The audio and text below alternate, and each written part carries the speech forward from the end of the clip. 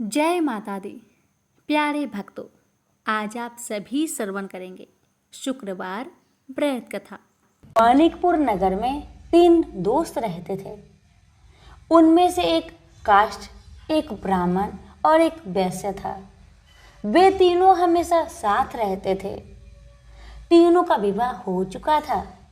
ब्राह्मण और काष्ठ के लड़के का गौना हो चुका था, लेकिन वैश्य पुत्र का भी गौना नहीं हुआ था। उनके दोस्त उसे अक्सर कहा करते थे कि दोस्त, तुम अपनी पत्नी को मायके से लेने क्यों नहीं जाते हो। अब वैश्य पुत्र धनराज ने अपनी पत्नी कुसुम को लाने का निश्चय कर लिया। दोस्तों की बात मानकर अगले ही दिन धनराज ने माता पिता से अपनी पत्नी कुसुम को लेने जाने की बात कहने लगा। उसकी बात सुनकर वे हैरान होते हुए बोले, बेटा, अभी शुक्र अस्त हो रहा है, इसलिए अभी बहू को लाना उचित नहीं है। कुछ दिन ठहर जाओ, रुक जाओ, फिर पत्नी को लेकर आना। लेकिन धनराज नहीं माना।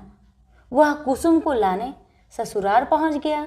फिर होना क्या था, ससुराल में धनराज की खूब आवभगत की गई। धनराज ने कुसुम को विदा करने के लिए कहा तो उनके सास ससुर ने कहा, बेटा, अभी शुक्र अस्त हो रहा है, ऐसे में लड़की को विदा नहीं करते। कुछ दिन ठहर जाओ बेटा, फिर हम कुसुम को खुशी खुशी तुम्हारे साथ विदा कर देंगे। लेकिन धनराज वहां भी जीत पर अड़ गया। अब दामाद की जीत को देखकर सास ससुर ने भी कुसुम को विदा कर दिया। अब धनराज अपनी पत्नी को लेकर बैलगाड़ी में बैठकर अपने घर को जा रहा था। अचानक बैल तेजी से भागने लगी। रास्ते में बड़े पत्थर से टकराने के कारण गाड़ी की पहिया टूट गया। फलस्वरूप कुसुम गिर गई। उसे काफी चोट आई। दोनों को आगे की यात्रा पैदल ही करनी पड़ी। सुनसान रास्ते से गुजरते हुए डाकुओं ने उन्हें लूट लिया। उनका सारा धन, आभूषण और वस्त्र छीन लिए। किसी तरह दोनों ने अपने जान बचाते हुए अपने घर को पहुंचे। अब जब घर पहुंच गए तो हुआ ये कि धनराज के बिस्तर पर सांप चढ़ गया और धनराज को डस लिया। सेठ जी ने बड़े बड़े चिकित्सक बुलवाए, मगर कोई भी चिकित्सक जहर उतारने में सफल नहीं हुआ। दूर दूर से सपेरे बुलाए गए, लेकिन कोई भी धनराज को बचा नहीं सका। धनराज की मृत्यु हो गई। उसी समय पंडितों ने सेठ जी को एक बात बताई कि आपके बेटे ने शुक्रास्त होने पर बहू को विदा करा लाने का भूल किया है। यदि आप शुक्रवार की पूजा अर्चना करें और बहू शुक्रवार का व्रत करे तथा कथा सुनकर प्रसाद ग्रहण करे तो शुक्र देवता की अनुकंपा से धनराज पुनः जीवित हो सकता है। सेठ जी ने पंडितों की बात मानकर अपने मृत बेटे और बहू को वापस उसके ससुराल भेज दिया। कुसुम ने अपने घर में पहुंचकर अपने माता पिता को सारी कहानी बताई तो माता पिता ने कहा, बेटा, तुम चिंता मत करो, तुम शुक्रवार का व्रत श्रद्धा भक्ति के साथ करो, तुम्हारा पति जरूर ठीक होगा, भगवान पर भरोसा रखो। कुसुम ने अपने पति के लिए शुक्रवार का व्रत और पूजा पाठ किया। उनसे अपने पति की गलती के लिए क्षमा याचना मांगी। फलस्वरूप धनराज जीवित हो उठा। धनराज के जीवित हो जाने से घर में खुशियां ही खुशियां भर गई। तभी शुक्रदेव के जय जयकार करने लगे।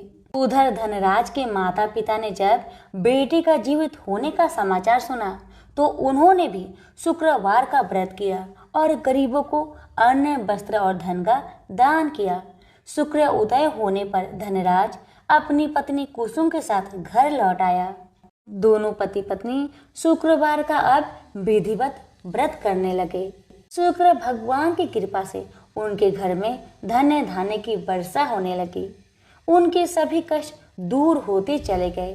परिवार में सभी आनंद पूर्वक रहने लगे। जो भी भक्त श्रद्धा पूर्वक शुक्र देव की व्रत करते हैं, इनकी कथा का प्रेम पूर्वक श्रवण करते हैं, उनकी सभी कष्ट दूर हो जाती है और उनके घर में अन्न धन के भंडार भर जाते हैं। तो सभी प्रेम से बोलिए शुक्र देव की जय। बहुत समय पहले की बात है। बनारस के गांव में एक बड़े धनवान सेठ रहते थे। वह विष्णु भगवान के परम भक्त थे और हमेशा सच बोला करते थे। एक बार जब भगवान सेठ की प्रशंसा कर रहे थे, तभी माँ लक्ष्मी ने कहा, स्वामी, आप इस सेठ की इतनी प्रशंसा क्यों क्या करते हैं? क्यों ना आज उसकी परीक्षा ली जाए और जाना जाए कि क्या वह सचमुच इसके लायक है या नहीं। भगवान बोले, ठीक है देवी, जैसी आपकी इच्छा। विष्णु भगवान ने लक्ष्मी जी से कहा कि अभी सेठ गहरी निद्रा में है, आप उसके सपने में जाए और उसकी परीक्षा ले लीजिए। अगले ही क्षण सेठ जी को सपना आया। सपने में धन की देवी लक्ष्मी उनके सामने आई और बोली, हे मनुष्य, मैं धन की देवी धात्री लक्ष्मी हूँ। सेठ जी को अपनी आंखों पर यकीन नहीं हुआ और वो बोले, हे माता, आपने साक्षात अपने दर्शन देकर मेरा जीवन धन्य कर दिया है। बताइए, मैं आपकी क्या सेवा कर सकता हूँ? माता ने कहा, कुछ नहीं, मैं तो बस इतना बताने आई हूँ कि मेरा स्वभाव चंचल है और बरसों से तुम्हारे भवन में निवास करते करते मैं ऊब चुकी हूँ और यहाँ से जा रही हूँ।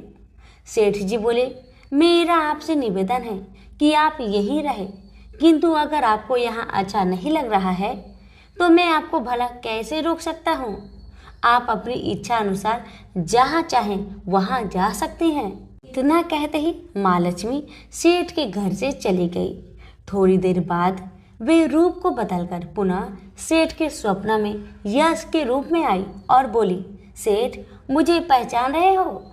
सेठ ने कहा, नहीं महोदय, आपको मैंने नहीं पहचाना। भेष रूपी लक्ष्मी माता ने कहा, मैं यश हूँ, मैं ही तेरी कीर्ति और प्रसिद्धि का कारण हूँ। लेकिन अब मैं तुम्हारे साथ रहना नहीं चाहता क्योंकि माँ लक्ष्मी यहाँ से चली गई है, अतः मेरा भी यहाँ कोई काम नहीं। सेठ ने कहा, ठीक है, यदि आप भी जाना चाहते हैं तो वही सही। सेठ जी अभी भी स्वप्न में ही थे और उन्होंने देखा कि वह दरिद्र हो गए हैं और धीरे धीरे उनके सारे रिश्तेदार व मित्र भी उनसे दूर हो गए हैं। यहाँ तक कि जो लोग उनका गुणगान किया करते थे वो भी आज उनकी बुराई कर रहे हैं। कुछ और समय बीतने पर माँ लक्ष्मी धर्म का रूप धारण करके पुनः सेठ के सपने में आई और बोली, मैं धर्म हूँ। माँ लक्ष्मी और यश के जाने के बाद भी इस दरिद्रता में तुम्हारा साथ नहीं दे सकता, मैं जा रहा हूँ। जैसा आपकी इच्छा, सेठ ने उत्तर दिया और धर्म भी वहां से चला गया। कुछ और समय बीत जाने पर माँ लक्ष्मी सत्य के रूप में स्वप्न में प्रकट हुई और बोली, मैं सत्य हूँ। लक्ष्मी, यश और धर्म के जाने के बाद अब मैं भी यहाँ से जाना चाहती हूँ। ऐसा सुन सेठ जी ने तुरंत सत्य के पांव पकड़ लिए और बोले, हे महाराज, मैं आपको नहीं जाने दूंगा। भले ही सब मेरा साथ छोड़ दे, मुझे त्याग दे, पर कृपया आप ऐसा मत करिए। सत्य के बिना मैं एक क्षण नहीं रह सकता। यदि आप चले जाएंगे तो मैं तत्काल ही अपना प्राण त्याग दूंगा। लेकिन तुमने बाकी तीनों को बड़ी आसानी से जाने दिया, उन्हें क्यों नहीं रोका? सत्य ने प्रश्न किया। सेठ जी बोले, मेरे लिए वे तीनों भी बहुत महत्व रखते हैं, लेकिन उन तीनों के बिना भी मैं भगवान का नाम का जाप करते करते उद्देश्यपूर्ण जीवन जी सकता हूँ। परंतु यदि आप चले गए तो मेरा जीवन में झूठ प्रवेश कर जाएगा और वाणी अशुद्ध हो जाएगी। भला ऐसी वाणी से मैं अपने भगवान की वंदना कैसे कर सकूंगा? मैं तो किसी भी कीमत पर आपके बिना नहीं रह सकता। सेठ जी के उत्तर सुन सत्य बहुत प्रसन्न हुआ और उसने कहा, तुम्हारी अटूट भक्ति ने मुझे यहाँ रुकने पर विवश कर दिया और अब मैं यहाँ से कहीं नहीं जाऊंगा। और ऐसा कहते हुए सत्य अंतर्ध्यान हो गया। सेठ जी अभी भी निद्रा में थे। थोड़ी देर बाद स्वप्न में धर्म वापस आया और बोला, मैं अब तुम्हारे पास ही रहूंगा क्योंकि यहाँ सत्य का निवास है। सेठ जी ने प्रसन्नतापूर्वक धर्म का स्वागत किया उसके तुरंत बाद यश भी लौट आया और बोला, जहाँ सत्य और धर्म है वहाँ यश स्वतः ही आ जाता है, इसलिए अब मैं भी तुम्हारे साथ ही रहूंगा। सेठ जी ने यश की भी आव भगत की और अंत में माँ लक्ष्मी आई। उन्हें देखते ही सेठ जी नतमस्तक होकर बोले, हे देवी, क्या आप भी पुनः मुझ पर कृपा करेंगी? अवश्य, जहाँ सत्य धर्म और यश हो वहाँ मेरा वास निश्चित है, माँ लक्ष्मी ने उत्तर दिया। यह सुनते ही सेठ जी की नींद खुल गई। उन्हें यह सब स्वप्न लगा, पर वास्तविकता में वह एक कड़ी परीक्षा से उत्तीर्ण होकर निकले थे। मेरे प्यारे दोस्तों, हमें भी हमेशा याद रखना चाहिए कि जहाँ सत्य का निवास होता है वहाँ यश धर्म और लक्ष्मी का निवास स्वतः ही हो जाता है। सत्य है तो सिद्धि, प्रसिद्धि और समृद्धि है। प्रेम से बोलिए लक्ष्मी नारायण की जय।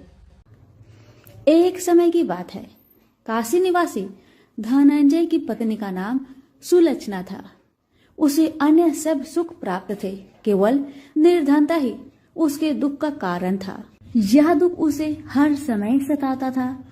एक दिन सुलक्षणा पति से बोली, स्वामी आप कुछ उद्यम करो तो काम चले, इस प्रकार कब तक काम चलेगा?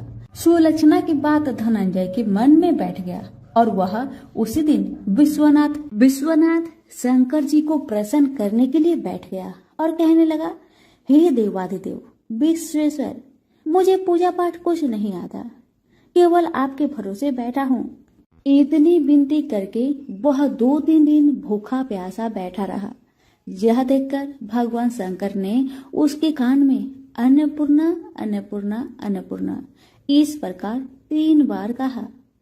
यह कौन क्या कह गया? इसी सोच में धनंजय पड़ गया कि मंदिर से आते जाते ब्राह्मण को देखकर पूछने लगा, पंडित जी अन्नपूर्णा कौन है? ब्राह्मणों ने कहा, तू अन्न छोड़कर बैठा है, सो तुझे अन्न की ही बात सूझती है, जा घर जाकर अन्न ग्रहण कर। धनंजय घर गया, स्त्री से सारी बात कही। वह बोली, नाथ आप चिंता ना करें, स्वयं शंकर जी ने यह मंत्र आपको दिया है, वे स्वयं ही खुलासा करेंगे, आप फिर जाकर उनकी आराधना करें। धनंजय फिर जैसा का तैसा पूजा में बैठ गया। रात्रि में शंकर जी ने आज्ञा दी, कहा तू पूर्व दिशा में चला जा, वह अन्नपूर्णा का नाम जपता जाता और रास्ते में फल खाता, झरनों का पानी पीता जाता। इसी प्रकार कितने ही दिनों तक चलता गया। वहां उसे चांदी सी चमकती वन की शोभा दिखने में आई। सुंदर सरोवर दिखने में या उसके किनारे कितनी ही अप्सराएं झुंड बनाए बैठी थी और सब माँ अन्नपूर्णा इस प्रकार बार बार कहती थी। यह अगहन मास की उजेली रात्रि थी और आज से ही व्रत का ये आरंभ था। जिस शब्द की खोज करके वह निकला था वह उसे वहां सुनने को मिला। धनंजय ने उनके पास जाकर पूछा, हे देवियों आप यह क्या कर रही हो? उन सब ने कहा, हम सब माँ अन्नपूर्णा का व्रत करते हैं। व्रत करने से क्या होता है? यह इसी ने किया भी है, इसे कब किया जाए, कैसा व्रत है और कैसी विधि है, मुझे भी कहो। वे कहने लगी, इस व्रत को सब कोई कर सकता है। 21 दिन तक के लिए 21 गांठ का सूत लेना चाहिए। 21 दिन या दिन ना बने तो 1 दिन उपवास करे, या भी ना बने तो केवल कथा सुनकर प्रसाद ले। निराहार रहकर कथा कहे तथा सुनने वाला कोई ना मिले तो पीपल के पत्तों को रख, सुपारी या घृत कुमारी वृक्ष को सामने कर, दीपक को साक्षी कर, सूर्य, गाय, तुलसी या महादेव को बिना कथा सुनाए मुख में दाना न डाले। यदि भूल से कुछ पड़ जाए तो 1 दिवस फिर उपवास करे। व्रत के दिन क्रोध न करे और झूठ ना बोले। धनंजय बोला, इस व्रत के करने से क्या होगा? वे कहने लगी, इसके करने से अंधों को नेत्र मिले, लूलों को हाथ मिले, निर्धन के घर धन आए, बाजिन को संतान मिले, मूर्खों को विद्या आए। जो जिस कामना से व्रत करे माँ उसकी इच्छा पूरी करती है। वह कहने लगा, बहनों मेरे भी धन नहीं है, विद्या नहीं है, कुछ भी तो नहीं है। मैं तो दुखिया ब्राह्मण हूँ, मुझे इस व्रत का सूत दोगी? हाँ भाई, तेरा कल्याण हो, तुझे देगी। ले, इस व्रत का मंगल सूत्र ले। धनंजय ने व्रत किया। व्रत पूरा हुआ तभी सरोवर में से 21 खंड की स्वर्ण सीढ़ी हीरा मोती जड़ी प्रकट हुई। धनंजय जय अन्नपूर्णा अन्नपूर्णा कहता जाता था। इस प्रकार इतनी ही सीढ़ियां उतर गया तो क्या दिखता है कि करोड़ों सूर्य से प्रकाशमान अन्नपूर्णा माँ का मंदिर है। उसके सामने स्वर्ण सिंहासन पर माता अन्नपूर्णा विराजमान है। सामने भिक्षा हेतु शंकर भगवान खड़े हैं। देव बनाए चवर डुलाती है, कितनी ही हथियार बांधे पहरा देती है। धनंजय दौड़कर जगदम्बा के चरणों में गिर गया। देवी उसकी मन का कलेश जान गई। धनंजय कहने लगा, माता आप तो अंतर्यामिनी हो, आपको अपनी दशा क्या बताऊं। माता बोली, मेरा व्रत किया है, जा संसार तेरा सत्कार करेगा। माता ने धनंजय की जिह्वा पर बीज मंत्र लिख दिया। अब तो उसके रोम रोम में विद्या प्रकट हो गई। इतने में क्या देखता है कि वह काशी विश्वनाथ के मंदिर में खड़ा है। माँ का वरदान ले धनंजय घर आया। सुलक्षणा से सब बात कही। माता जी की कृपा से उसके घर में संपत्ति उमड़ने लगी। छोटा सा घर बहुत बड़ा गिना जाने लगा। जैसे शहद के पत्तों में मक्खियां जमा होती है, उसी प्रकार उनके सगे संबंधी आकर उसकी बड़ाई करने लगे। कहने लगे, इतना धन और इतना बड़ा घर, सुंदर संतान नहीं हो तो इस कमाई का कौन भोग करेगा।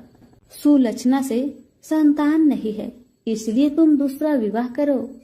अनिच्छा होते हुए भी धनंजय को दूसरा विवाह करना पड़ा और सती सुलक्षणा को सौत का दुख उठाना पड़ा। इस प्रकार दिन बीतते गया। फिर अगहन मास आया। नए बंधन से बंधे पति से सुलक्षणा ने कहलाया कि हम व्रत के प्रभाव से सुखी हुए हैं, इस कारण यह व्रत छोड़ना नहीं चाहिए। यह माता जी का प्रताप है जो हम इतने संपन्न और सुखी है। सुलक्षणा की बात सुन धनंजय उसके यहाँ आया और व्रत में बैठ गया। नई बहू को इस व्रत की खबर नहीं थी। वह धनंजय की आने की राह देख रही थी। दिन बीतते गए और व्रत पूर्ण होने में 3 दिवस बाकी थे कि नई बहू को खबर पड़ी।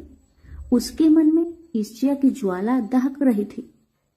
सुलक्षणा के घर आ पहुंची और उसने वहां भगदड़ मचा दी। वह धनंजय को अपने साथ ले गई। नए घर में धनंजय को थोड़ी देर के लिए निंद्रा ने आ दबाया। इसी समय नई बहू ने उसका व्रत का सूत तोड़कर आग में फेंक दिया। अब तो माता जी का कोप जाग गया। घर में अकस्मात आग लग गई। सब कुछ जलकर खाक हो गया। सुलक्षणा जान गई और पति को फिर अपने घर ले आई। नई बहू उठकर पिता के घर जा बैठी। पति को परमेश्वर मानने वाली सुलक्षणा बोली, नाथ घबराना नहीं, माता जी की कृपा अलौकिक है। पुत्र कुपुत्र हो जाता है और माता कुमाता नहीं होती। अब आप श्रद्धा और भक्ति से आराधना शुरू करो, वे जरूर हमारा कल्याण करेगी।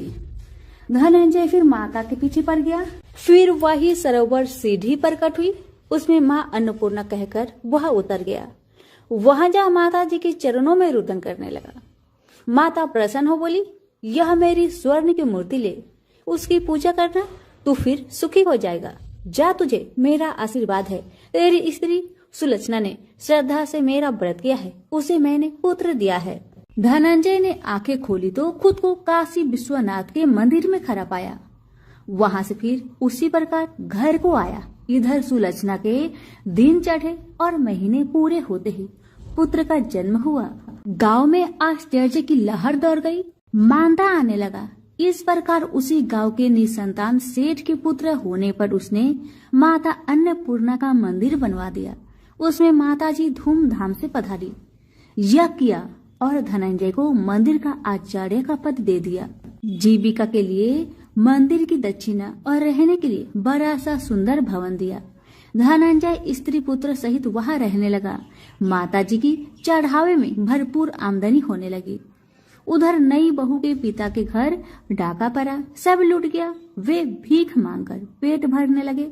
सुलक्षणा ने यह सुना तो उन्हें बुलावा भेजा, अलग घर में रख लिया और उनके अन्न वस्त्र का प्रबंध कर दिया। धनंजय, सुलक्षणा और उसका पुत्र माताजी की कृपा से आनंद से रहने लगे। माताजी ने जैसे इनके भंडार भरे वैसे सबके भंडार भरे। प्रेम से बोलिए अन्नपूर्णा माता की जय। मनोहर एक प्राइवेट फर्म में साधारण पद पर कार्य करता था। जितना वेतन मिलता था उसमें घर खर्च मुश्किल से ही पूरा हो पाता था। यही कारण था कि वह धन का यथोचित संग्रह नहीं कर पाया। उसने इतना अवश्य किया था कि अपनी लड़की रचना को अच्छी शिक्षा दिलाने में लापरवाही नहीं बरती थी। रंजना जितनी खूबसूरत थी उतनी ही गुणवान व बुद्धिमान थी। समय के साथ साथ उसने यौवन की दहलीज पर कदम रखा। एक दिन मनोहर की पत्नी माधवी ने कहा, सुनो जी, लड़की अब सयानी हो गई है, इसके बारे में कुछ सोचा है आपने? मनोहर ने कहा, तुम चिंता क्यों करती हो? भाग्यवान, हमारी बिटिया में क्या कमी है? वह सुंदर है, गुणवान है, बुद्धिमान है। इसका हाथ मांगने के लिए तो लड़के वाले की लाइन लग जाएगी, तुम देखती रहना। लेकिन माँ तो माँ ही होती है। उसे बदलते समय का अनुभव भी था। वह जानती थी कि दहेज की समस्या के दिन प्रतिदिन बढ़ती ही जा रही है और दहेज ना देने पर तरह तरह के घटने वाली दुर्घटनाओं से भी वह परिचित थी। समय का चक्र निर्वाध गति से चलता रहा। रंजना ने शिक्षा भी पूरी कर ली। उसने बीए प्रथम श्रेणी से पास करके घर में खुशियां ला दी थी। लेकिन माँ को तो बस एक ही चिंता थी, किसी भी तरह रचना के हाथ पीले हो जाए। पिछले कुछ दिनों में मनोहर को भी रंजना की शादी की चिंता सताने लगी थी और वह योग्य वर की तलाश में जुट गया था। वह जहां भी जाता दहेज की मांग मुंह बाए खरी मिलती। सीधा साधा मनोहर दुनियादारी से परिचित था। उसने तो यही सोचा था कि उसकी लड़की की शादी उसके गुण व रूप के कारण कहीं भी हो जाएगी। लेकिन जब वास्तविकता सामने आई तो वह भी हताश हो गया। एक दिन मनोहर ऑफिस में अपनी सीट पर मुंह लटकाए बैठा था। तभी उसकी सहकर्मी धन सिंह उसके पास आया और पूछा, मनोहर क्या बात है, मुंह लटकाए क्यों बैठे हो? सब कुछ ठीक ठाक तो है ना? मनोहर ने अपनी सारी समस्या उसके सामने रखी तो वह बोला, आजकल माँ वैभव लक्ष्मी के काफी चमत्कार सुनने में आ रहे हैं। चारों तरफ उन्हीं की जय जयकार हो रही है। सुना है माँ वैभव लक्ष्मी हर समस्या का समाधान चुटकियों में ही कर देती है। मेरा तो कहना है कि तुम भी उनकी शरण में चले जाओ। बिटिया के लिए योग वर खुद ब खुद तुम्हारे द्वार पर आ जाएगा। धन सिंह की बातों से मनोहर का विवेक जाग उठा और उसने पत्नी सहित माँ वैभव लक्ष्मी के 21 शुक्रवार तक व्रत रखने का संकल्प लिया।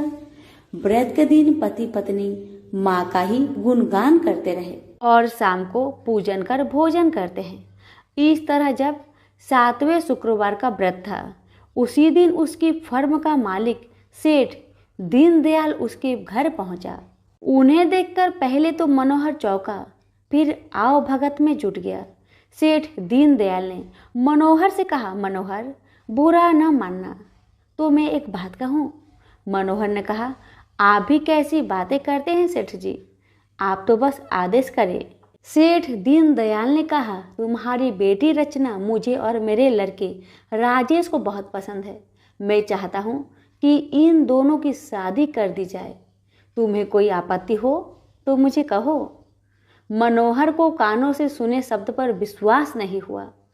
अपनी प्रसन्नता को मन में दबाते हुए बोला, सेठ जी, कहा आप राजा भोज के सामान और कहा मैं गंगू तेली जैसा। आपके सामने मेरी हैसियत ही क्या है। सेठ दीनदयाल ने उसकी बात को भांपते हुए कहा, मनोहर, तुम किसी प्रकार की चिंता मत करना, यह शादी दहेज के बिना होगी। बस मुझे तो रचना जैसी गुणवान लड़की ही चाहिए। मनोहर और उसकी पत्नी माधवी ने इसे माँ का ही चमत्कार माना और एक दूसरे की तरफ देखते हुए स्वीकृति दे दी। फिर रचना की शादी बड़े धूमधाम से हुई, जिसे देखकर सभी दंग रह गए। शादी के बाद मनोहर और उसकी पत्नी 21 शुक्रवार व्रत पूरे किए। व्रत के अंतिम दिनों दोनों ने 21 कन्याओं को भोजन कराया तथा माँ वैभव लक्ष्मी का विधिवत पूजन कर व्रत कथा की 21 पुस्तकें माँ के श्रद्धालु भक्तों में बांटी। माँ की कृपा से मनोहर माधवी सुखपूर्वक रहने लगे। इधर 9 माह बाद रचना को पुत्र रत्न की प्राप्ति हुई। ये सब माँ के चमत्कार की बदौलत ही संभव हो पाया था। तो सभी मिलकर बोलिए, माँ वैभव लक्ष्मी की जय। कथा अच्छी लगे तो दूसरों को शेयर अवश्य करें। कथा। किसी गांव में अनेक लोग रहा करते थे और सभी अपने अपने कामों में मग्न रहते थे। किसी को किसी का चिंता फिक्री परवाह था ही नहीं, सब अपने से ही मतलब रखते थे।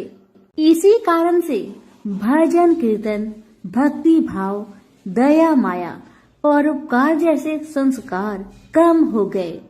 उस गांव में बुराइयां बढ़ गई थी। शराब, जुआ, रेस, व्यभिचार, चोरी, डकैती वगैरह बहुत गुना शहर में होता रहता था। इसके बावजूद उस गांव में कुछ अच्छे लोग भी रहा करते थे। ऐसे ही लोगों में शीला और उनके पति की गृहस्थी मानी जाती थी।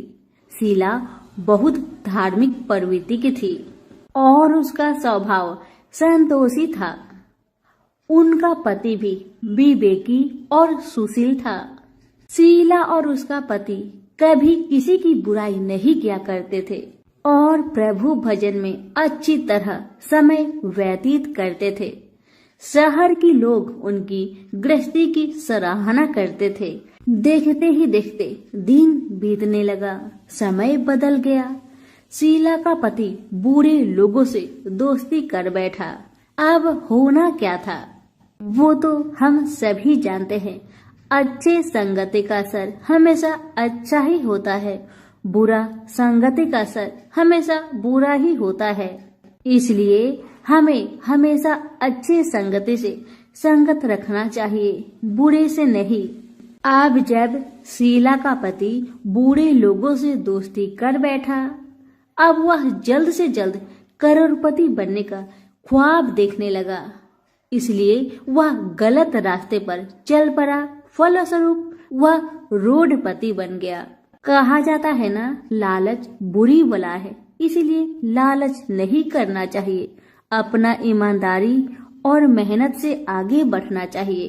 अब जब शीला का पति रोडपति बन गया, जानी रास्ते पर भटकते भिखारी जैसी उसकी हालत हो गई थी। शराब, जुआ, रेस, चरस, गांजा वगैरह बुरी आदतों में शीला का पति भी फंस चुका था। दोस्तों के साथ उसे भी शराब की आदत बुरी तरह लग गई थी। इस प्रकार उसने अपना सब कुछ रेस जुए में गवा दिया। अब तो शीला अपने पति के बर्ताव से बहुत दुखी रहने लगी, किंतु उसे भगवान पर भरोसा था कि सब कुछ ठीक हो जाएगा। यही सोचकर वह अपने पति के बुरे बर्ताव को सहने लगी। शीला अपना अधिकांश समय प्रभु की भक्ति में बिताने लगी। अचानक एक दिन दोपहर को उनके द्वार पर किसी ने दस्तक दिया। शीला ने द्वार खोलकर देखा कि एक माझी खड़ी थी। उनके चेहरे पर अलौकिक तेज निखर रहा था। उनकी आंखों में से मानो अमृत की वर्षा हो रहा था। उनका भव्य चेहरा करुणा और प्यार से छलक रहा था। उनको देखते ही शीला के मन में अपार शांति छा गई। सारी चिंता मिट गई। शीला के रोम रोम में आनंद छा गया। शीला उस माझी को आदर के साथ अपने घर ले आई। दुख का बात यह था कि शीला के घर में बैठाने के लिए कुछ भी नहीं था कि माँ जी को किस पर बैठाया जाए। बेचारी यह सोच विचार के उसने एक सकुचाकर एक फटी हुई चादर पर उनको बिठाया और शीला ने कहा, माँ जी, मेरे घर में और कुछ भी नहीं है जो मैं आपको बैठा सकूं, इसलिए माँ मुझे माफ करना, मैं आपको फटी हुई चादर पर बैठा रही हूँ। माँ तो शीला की बातों से मंद मंद मुस्कुरा रही थी। माँ तो शीला की हर कहानी को जानती थी कि उसका पति उसके साथ कैसा व्यवहार कर रहा है। बेचारी कितने दुख में है।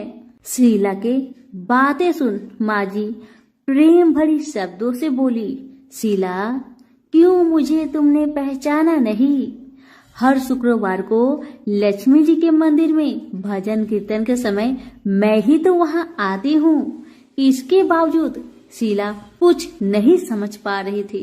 फिर माँ जी ने कहा, तुम बहुत दिनों से मंदिर नहीं आ रही हो, अतः मैंने सोचा चलो मैं ही देख लेती हूँ। माँ जी के अति प्रेम भरे शब्दों से शीला का हृदय पिघल गया। उसकी आंखों में आंसू आ गए और वह बिलख बिलख कर जोर जोर से रोने लगी। शीला को रोते देखकर माँ जी ने कहा, बेटी, सुख और दुख तो धूप और छाव जैसे होते हैं, धैर्य रखो बेटी, धैर्य रखो। और तुझे क्या परेशानी है, मुझे सारी परेशानी बता दे। माँ जी के व्यवहार से शीला को काफी संबल मिला और सुख की आस में उसने माँ जी को अपनी सारी दुख की कहानी सुना दी। कहानी सुनकर माँ जी ने कहा, कर्म की गति न्यारी होती है, हर इंसान को अपने कर्म भुगतने ही पड़ते हैं, इसलिए बेटी तू चिंता मत कर, अब तू कर्म भुगत चुकी है, अब तुम्हारे सुख के दिन अवश्य आएगी। तू माँ लक्ष्मी जी की भक्त है। माँ लक्ष्मी जी तो प्रेम और करुणा की अवतार है। वे अपने भक्तों पर हमेशा ममता छिड़कती है, इसलिए तू धैर्य रखकर माँ लक्ष्मी का व्रत कर, इससे सब कुछ ठीक हो जाएगा, तुम्हारा दुख दर्द सब समाप्त हो जाएगा और तुम्हारे घर में अन्न धन का भंडार भर जाएगा। बस श्रद्धा भक्ति से माँ लक्ष्मी का व्रत करो। माँ जी की बात सुन शीला पूछने लगी, माँ, व्रत की विधि तो मुझे पता नहीं। तब माँ जी ने उसे व्रत की सारी विधि भी बताई। माँ जी ने कहा, बेटी, माँ लक्ष्मी जी का व्रत बहुत सरल है, उसे वर लक्ष्मी व्रत या वैभव लक्ष्मी व्रत कहा जाता है। यह व्रत करने वाले की सब मनोकामना पूरी होती है, वह सुख संपत्ति और यश प्राप्त करता है। शीला यह सब सुनकर आनंदित हो उठी। शीला ने संकल्प करके आंखें खोली तो सामने कोई नहीं था। वह विस्मित हो गई कि माँ जी कहाँ गई? अभी तो माँ जी मेरे सामने खड़ी थी। शीला को तत्काल यह समझने में देर नहीं लगी कि माँ जी कोई और नहीं, साक्षात माँ लक्ष्मी ही थी। दूसरे दिन शुक्रवार था। सवेरे स्नान करके स्वच्छ कपड़े पहनकर शीला ने माँ जी द्वारा बताई विधि से पूरे मन से श्रद्धा भक्ति से व्रत किया और आखिर में प्रसाद वितरण हुआ। यह प्रसाद पहले पति को खिलाया। प्रसाद खाते ही पति के स्वभाव में फर्क पड़ गया। माँ लक्ष्मी की कृपा से उसका पति जिस दिन प्रसाद खाया उस दिन अपनी पत्नी को मारा पीटा नहीं, सताया भी नहीं। शीला को बहुत अच्छा लगा। शीला के मन में तो अब पहले से भी ज्यादा वैभव लक्ष्मी व्रत के लिए श्रद्धा बढ़ गई। शीला ने पूर्ण श्रद्धा भक्ति के साथ 21 शुक्रवार तक वैभव लक्ष्मी व्रत किया। 21वें शुक्रवार को माँ जी के कहे मुताबिक उद्धापन विधि करके 7 स्त्रियों को वैभव लक्ष्मी व्रत की 7 पुस्तक उपहार में दी। फिर माता जी के धन लक्ष्मी स्वरूप की छवि को बंधन करके भाव से मन ही मन प्रार्थना करने लगी, हे माँ धनलक्ष्मी, मैंने आपका वैभव लक्ष्मी व्रत करने की मन्नत मानी थी, वह व्रत आज पूर्ण किया है। हे माँ, मेरी हर विपत्ति को दूर करो, हमारा सबका कल्याण करो। जिसे संतान ना हो माँ, उसे संतान देना।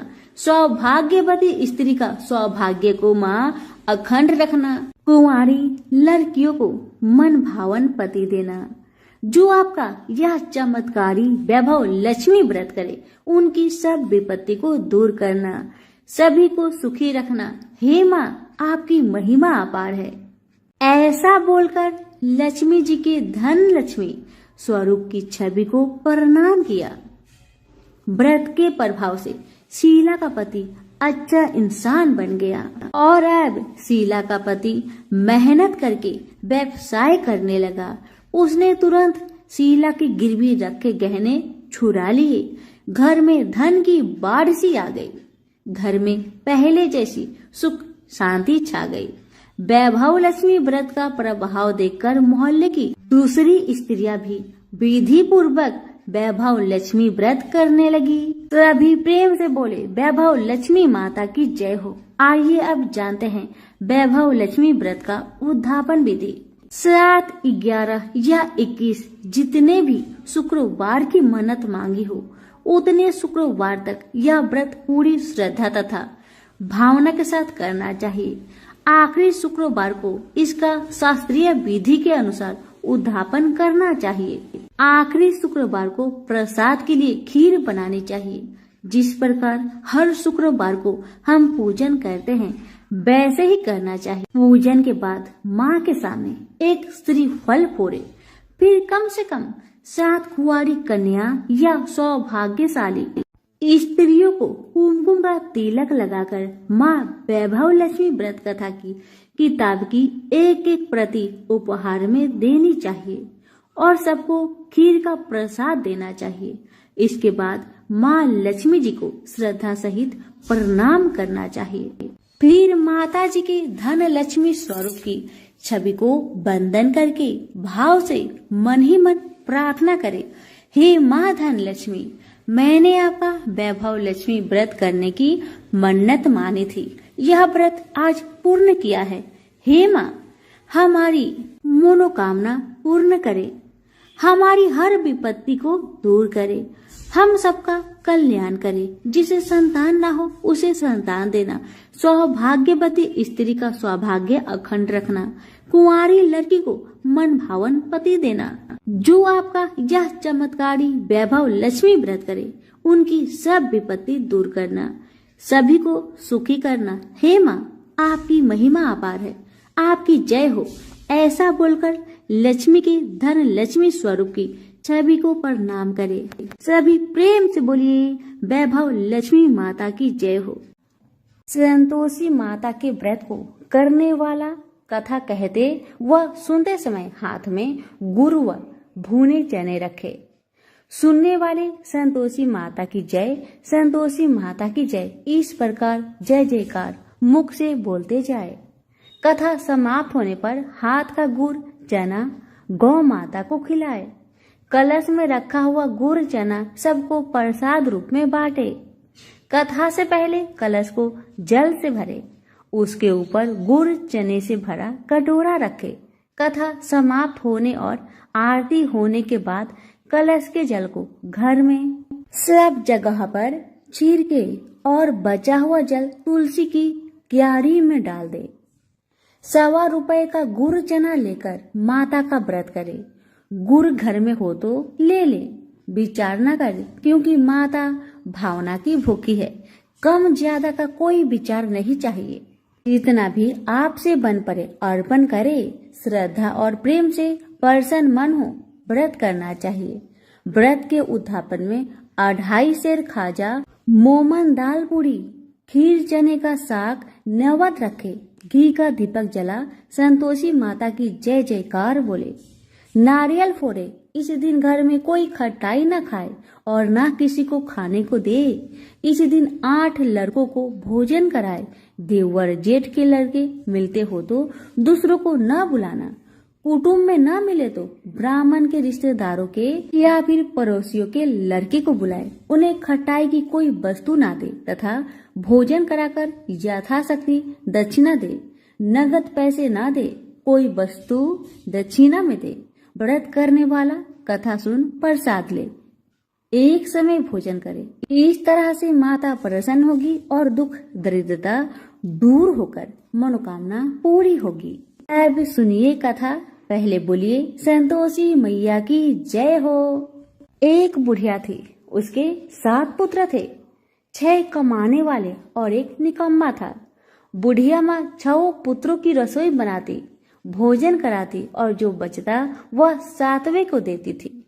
परंतु वह बड़ा भोला था, मन में कुछ विचार न करता था। एक दिन अपनी पत्नी से बोला, देखो मेरी माता का मुझ पर कितना प्यार है। वह बोली, क्यों नहीं, सबका जूठा बचा हुआ तुमको जो खिलाती है। वह बोला, ऐसा भी कहीं हो सकता है, मुझे तुम्हारी बातों पर भरोसा नहीं। जब तक मैं अपनी आंखों से ना देख लूं, मैं मान नहीं सकता। पत्नी ने कहा, देख लोगे तब मानोगे। कुछ दिन बाद बड़ा त्योहार आया।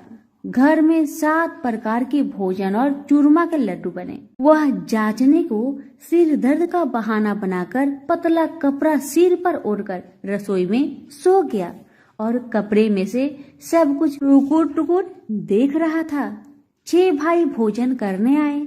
उसने देखा माँ ने उनके लिए सुंदर सुंदर आसन बिछाए, 7 प्रकार की रसोई परोसी। वह आग्रह करके उन्हें जिमाती है। वह देखता रहा। 6 भाई भोजन करके उठे, तब जूठी थालियों में से लड्डुओं के टुकड़ा उठाकर एक लड्डू बनाया। जूठन साफ कर माँ ने उसे पुकारा, उठ बेटा, 6 भाई भोजन कर गए, अब तू ही बाकी है, उठ ना, कब खाएगा।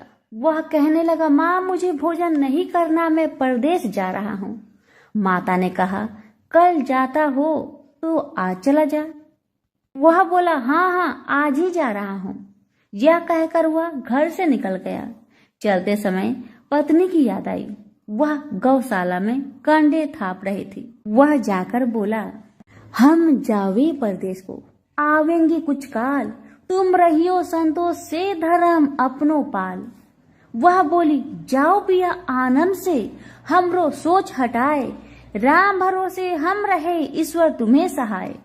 देवो निशानी अपनी, देख धरु मन धीर, सुधी हमारी ना बिसारियो, रखियो मन गंभीर। वह बोला, मेरे पास तो कुछ नहीं, यह अंगूठी है, सो ले लो और अपनी निशानी मुझे दे। वह बोली, मेरे पास क्या है, यह गोबर भरा हाथ है। यह कह उसकी पीठ में गोबर की हाथ की थप्पी मार दी। वह चला गया। चलते चलते दूर देश में पहुंचा। वहां एक साहूकार की दुकान थी। वहीं जाकर रहने लगा और कहने लगा, भाई मुझे नौकरी पर रख लो। साहूकार को जरूरत भी थी तो वह बोला, ठीक है रह जा। लड़के ने पूछा, तनख्वाह क्या दोगे? साहूकार ने कहा, काम देखकर दाम मिलेगा। साहूकार की नौकरी मिली। वह सवेरे 7 बजे से रात तक नौकरी करने लगा। कुछ दिनों में साहूकार का सारा लेन देन का हिसाब, ग्राहकों को माल बेचना, सारा काम करने लगा। साहूकार के 7-8 नौकर थे। सब चक्कर खाने लगे कि या तो बहुत होशियार बन गया। सेठ ने भी काम देखा और 3 महीने में उसे आधे मुनाफे का साझीदार बना दिया और 12 बरस में नामी सेठ बन गया और मालिक सारा कारोबार उसके ऊपर छोड़कर बाहर चला गया। अब उधर पत्नी के साथ क्या होता है उसे सुनिए।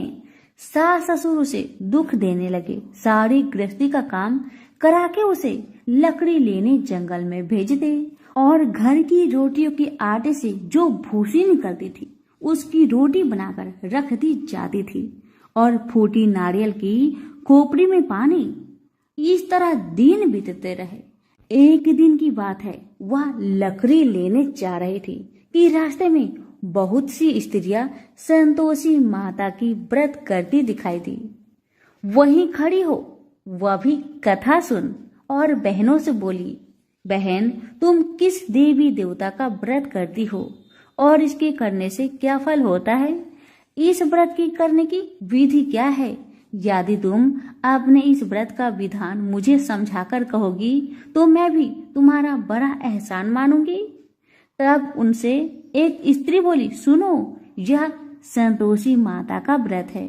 इसके करने से निर्धनता, दरिद्रता का नाश होता है, लक्ष्मी आती है, मन की चिंताएं दूर होती है, घर में होने से मन को सुख, प्रसन्नता और शांति मिलती है। व्रत के दिन घर में खटाई कोई न खाए। यह सुनकर बहू चल दी।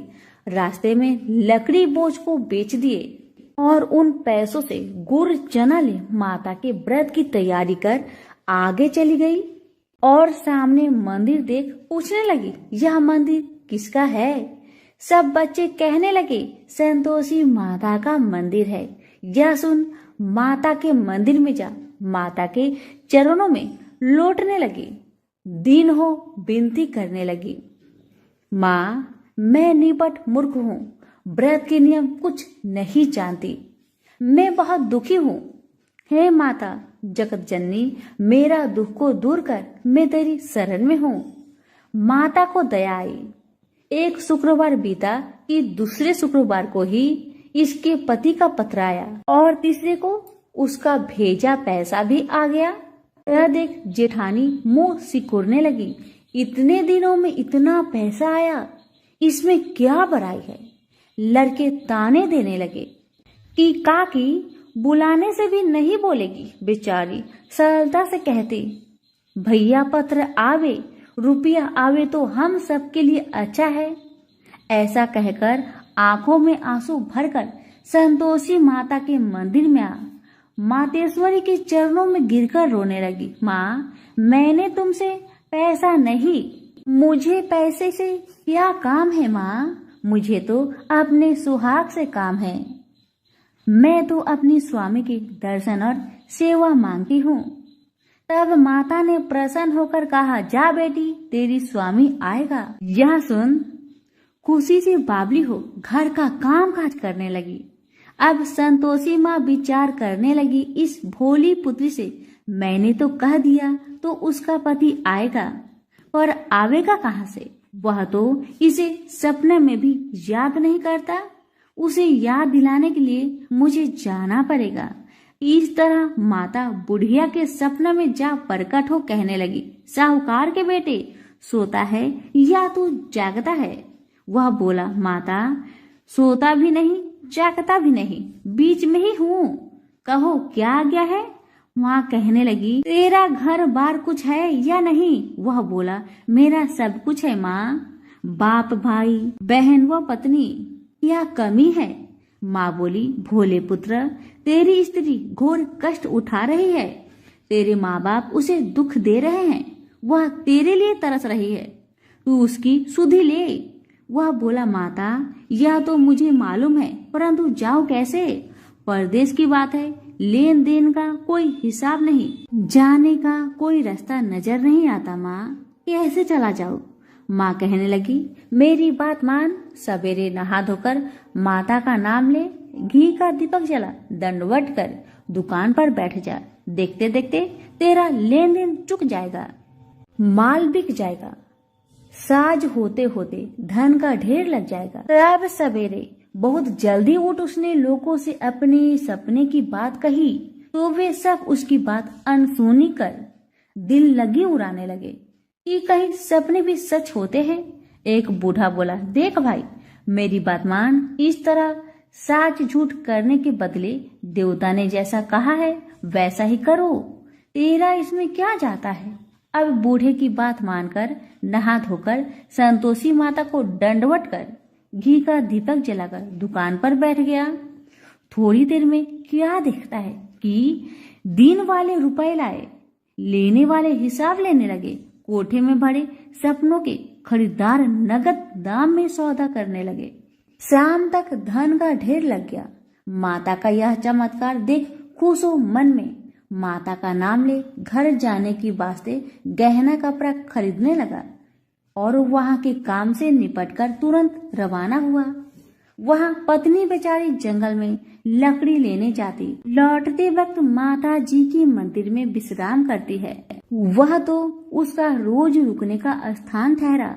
दूर से धूल उठती देखकर वह माता से पूछती है, हे माता, यह धूल कैसे उड़ रही है? माँ कहती है, हे पुत्री, तेरा पति आ रहा है। अब तू ऐसा कर, लकड़ियों के 3 बोझ बना ला। एक नदी के किनारे रख, दूसरा मेरे मंदिर पर और तीसरा अपने सिर पर रख। तेरे पति को लकड़ी का गट्ठा दिख मोह पैदा होगा। वह वहाँ रुकेंगे, नाश्ता पानी बना खा पीकर माँ से मिलने जाएगा। तब तू लकड़ी का बोझ उठाकर जाना और बीच में चौक के गट्ठा डालकर 3 आवाजें लगाना। लो सासू जी, लकड़ियों का गट्ठा लो, भूसे की रोटी दो, नारियल के खोपरे में पानी दो, आज मेहमान कौन आया है? माँ की बात सुन उसने कहा, बहुत अच्छा माता, कहकर प्रसन्न हो लकड़ियों के 3 गट्ठे ले आई। एक नदी के तट पर, एक माता के मंदिर पर रखा। इतने में ही मुसाफिर आ पहुंचा। सूखी लकड़ी देख उसके पति की इच्छा हुई कि यही निवास करे और भोजन बना खा पीकर गांव जाए। इस प्रकार भोजन बना, विश्राम करके वह गांव को गया। जब वह सबसे प्रेम से मिल रहा था, उसी समय पत्नी सिर पर लकड़ी का गट्ठा लिए आती है। लकड़ी की भारी बोझ आंगन में रखकर जोर से 3 आवाज देती है। लो सासू जी, लकड़ी का गट्ठा लो, भूसे की रोटी दो, नारियल के खोपरे में पानी दो, आज कौन मेहमान आया है? यह सुनकर उसकी सास अपने दिए हुए कष्टों को भुलाने हेतु कहती है, बहू ऐसा क्यों कहती है? तेरा मालिक ही तो आया है। आ बैठ जा, मीठा भात खा, भोजन कर, कपड़े गहने पहन। इतने में आवाज सुन उसका स्वामी बाहर आता है और अंगूठी देख व्याकुल हो माँ से पूछता है, माँ यह कौन है? माँ कहती है, बेटा यह तेरी पत्नी है। आज 12 वर्ष हो गए जब से तू गया है, तब से सारे गांव में जानवर की तरह भटकती रहती है। कामकाज घर का कुछ नहीं करती है, 4 समय आकर खा जाती है। अब तुझे देखकर भूसी की रोटी और नारियल के खोपरे में पानी मांगती है। वह लज्जित हो बोला, ठीक है माँ, मैंने इसे भी देखा है और तुम्हें भी देखा है। अब मुझे दूसरे घर की ताली दे दो, उसमें रहूं। तब माँ बोली, ठीक है बेटा, तेरी मर्जी। इतना कहकर ताली का गुच्छा पटक दिया। उसने ताली लेकर दूसरे कमरे में जो तीसरी मंजिल के ऊपर था उसे खोलकर सारा सामान जमाया। एक दिन में ही वहाँ राजा के महल जैसा ठाट बाट बन गया। अब क्या था, वो दोनों सुखपूर्वक रहने लगे। इतने में अगला शुक्रवार आया। बहू ने अपने पति से कहा कि मुझको माँ का उद्यापन की तैयारी करना है और इतना कहकर तैयारी करने लगी। जेठ के लड़कों को भोजन के लिए कहने गई। उन्होंने मंजूर किया, परंतु पीछे जेठानी बच्चों को सिखाती है, देखो रे, भोजन के समय खटाई मांगना जिससे उसका उद्यापन पूरा ना हो। लड़के जीवने आए, खीर पेट भर खाए, परंतु याद आते ही कहने लगे, हमें कुछ खटाई दो, खीर खाना हमें भाता नहीं, खीर देखकर तो हमें अरुचि होती है। बहू कहने लगी, खटाई किसी को नहीं दी जाएगी, यह तो संतोषी माता का प्रसाद है। लड़के उठ खड़े हुए और बोले, पैसे लाओ। भोली बहू कुछ जानती नहीं थी, सो उन्हें पैसे दे दिए। लड़के उसी समय उठ इमली लाकर खाने लगे। यह देखकर संतोषी माता बहू पर क्रोधित हुई। राजा के दूत उसके पति को पकड़ कर ले गए। जेठ जेठानी मन माने खोटे वचन कहने लगे। लूट लूट कर धन इकट्ठा कर लाया था, सो राजा के दूत उसको पकड़ कर ले गए। अब सब मालूम पड़ जाएगी जब जेल की मार खाएगा। बहू से वचन सहन नहीं हुए। वह रोती रोती माता के मंदिर में गई और बोली, हे माता, तुमने ये क्या किया? मुझे हंसाकर अब क्यों रुलाती हो माँ? तब माता बोली, पुत्री, तूने उद्यापन करके मेरा व्रत भंग किया, इतनी जल्दी सब बातें भुला दी। वह कहने लगी, माता, भूली तो नहीं हो, न कुछ अपराध किया है, मुझे तो लड़कों ने भूल में डाल दिया, मैंने भूल से उन्हें पैसे दे दिए, मुझे क्षमा करो माँ। मुझे क्षमा करो। माँ बोली, ऐसे कहीं भूल होती है। वह बोली, माँ मुझे माफ कर दो माँ, मैं फिर से तुम्हारा उद्धापन करूंगी। माँ बोली, अब भूल जा पुत्री, तेरा मालिक तुझे रास्ते में ही आता मिलेगा। वह घर को चली। रास्ते में उसका पति आता मिला। उसने पूछा, तुम कहाँ गए थे? तब वह कहने लगा, इतना धन जो मैं कमाया हूँ उसका टैक्स राजा ने मांगा था, वह भरने गया था। वह प्रसन्न हो बोली, भला हुआ, अब घर चलो। कुछ दिन बाद फिर शुक्रवार आया। वह बोली, मुझे माता का उद्धापन करना है। पति ने कहा, करो फिर। जेठ के लड़कों से भोजन को कहने गई। जेठानी ने एक दो बातें सुनाई और लड़कों को सिखा दिया कि तुम पहले ही खटाई मांगने लगना। लड़के कहने लगे, हमें खीर खाना नहीं भाता, जी बिगड़ता है, कुछ खटाई खाने को देना। वह बोली, खटाई खाने को नहीं मिलेगा, खाना हो तो खाओ, अन्यथा तुम जा सकते हो। और बेचारी ब्राह्मण के लड़कों को लाकर भोजन कराने लगी। यथाशक्ति दक्षिणा की जगह एक एक फल उन्हें दिया। इससे संतोषी माँ प्रसन्न हुई। माता की कृपा होते ही 9वें मास उसको चंद्रमा के समान सुंदर पुत्र उत्पन्न हुआ।